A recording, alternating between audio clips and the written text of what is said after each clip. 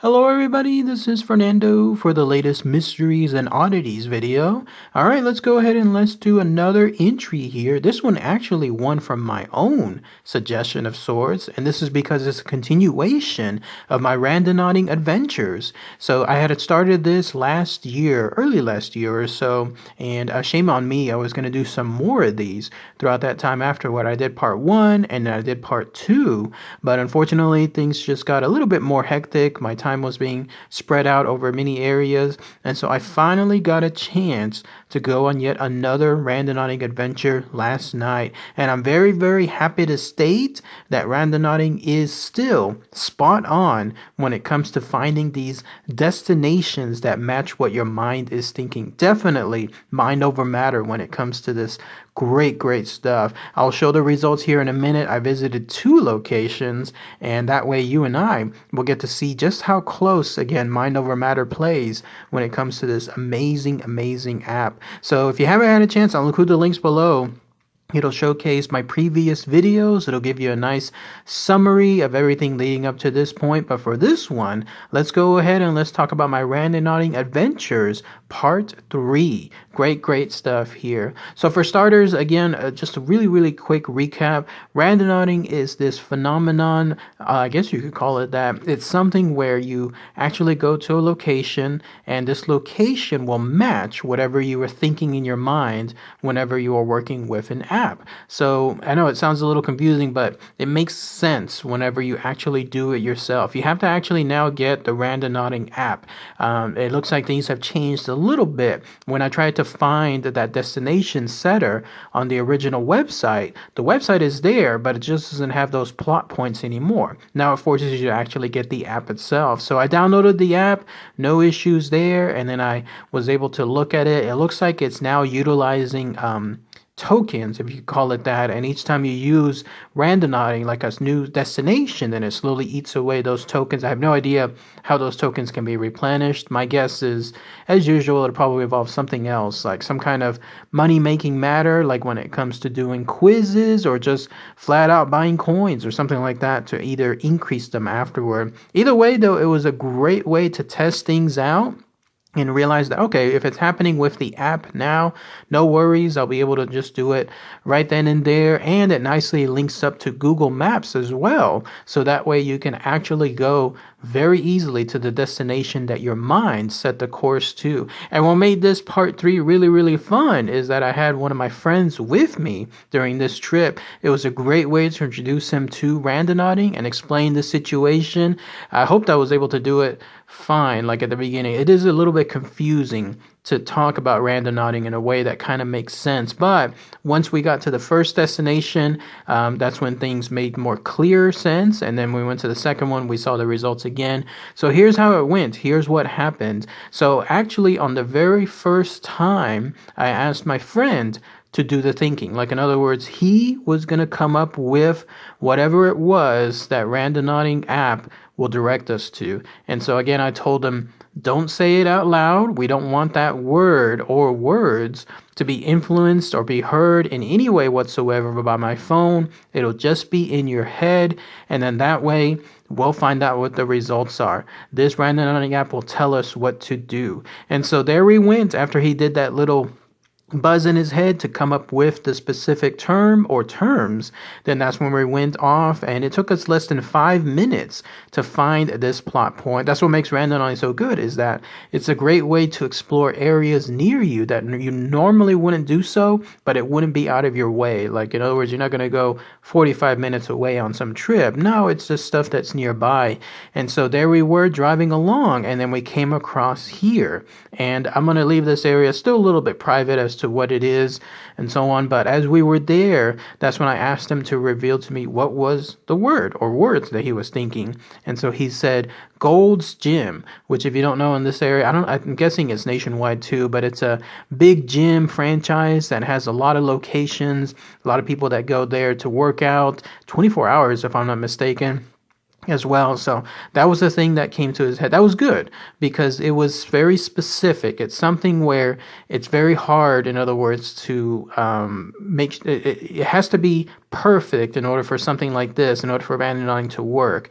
It can't be very vague, in other words. And so we were looking at this area, and then I thought, no, there's nothing really there that would match Gold's Gym.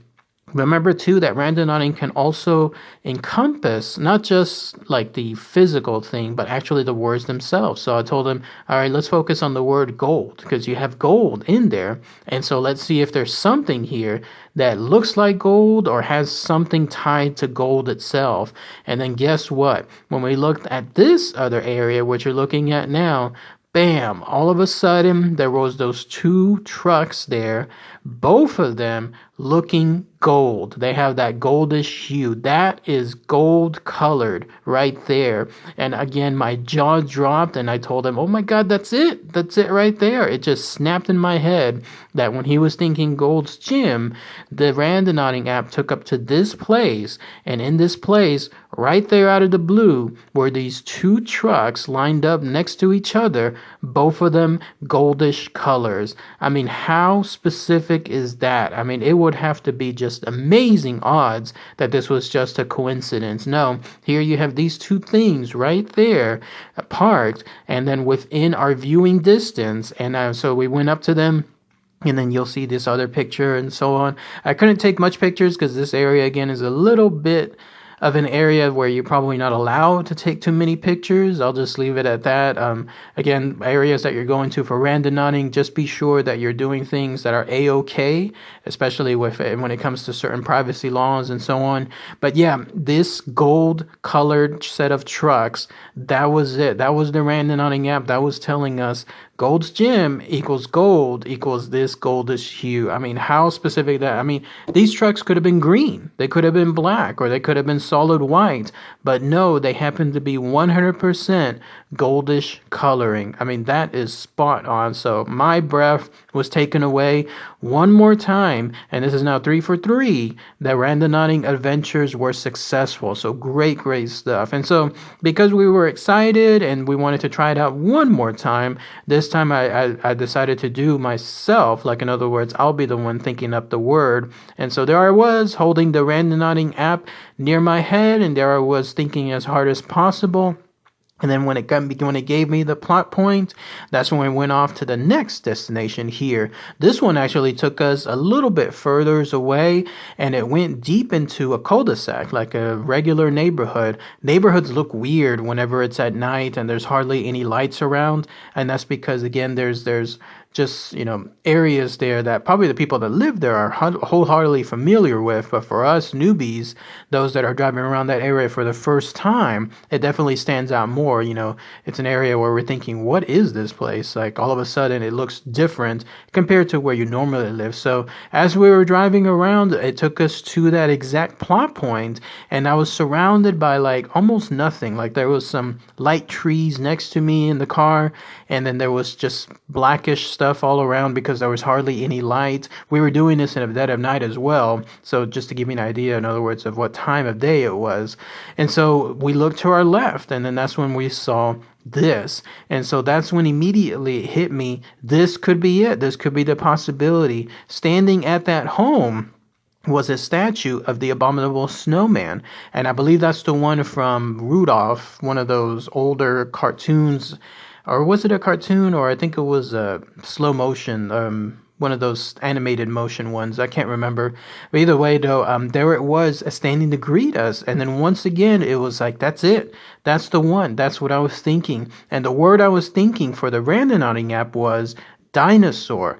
I thought to myself, I need to find something very specific. I mean, this would have to be pinpoint accurate for something like this to match the word dinosaur. And when it took us to this neighborhood, I thought that there was going to be a little bit of lost hope because of the chances of finding something like that would be slim to none. But there it was. There was this Abominable Snowman, and I immediately thought either A, just like dinosaurs are pretty rare to find. Obviously today, outside of the cryptids that I talk about on my channel, how you have these very, very rare instances and occurrences, such as the case with this abominable snowman, the Yeti in other words, and how people rarely run into it, but it's somewhere out there. So if you believe the cryptid stories that I tell on my channel, that there's dinosaurs out there, then I thought this could be a good match for the word that I thought of, dinosaur, because then you have the abominable snowman that is also really, really rare to find. And then on the B side, I was thinking it could still relate to dinosaur because this was a creature that could have been during a time period of the dinosaur. Nothing else around that house, as you can see, would be tied to the word dinosaur. Only this specific thing. There it was right there, staring back at me, waving at me with a big goofy grin, and then that's immediately what stood out on my end. So let me know as far as what you guys think as far as that. I consider it a 4 for 4 now because that was pretty accurate. Again, this abominable snowman either being there because of its rarity, just like finding dinosaurs today, or B, just because of the fact that it could have lived during a time period of the dinosaurs. But I think it was pretty close. It's a prehistoric creature, in other words, and that's as close as can be in my perspective to dinosaurs. But 4 for 4, at least when it comes to the results. Let me know what your comments are, what your opinions are as that.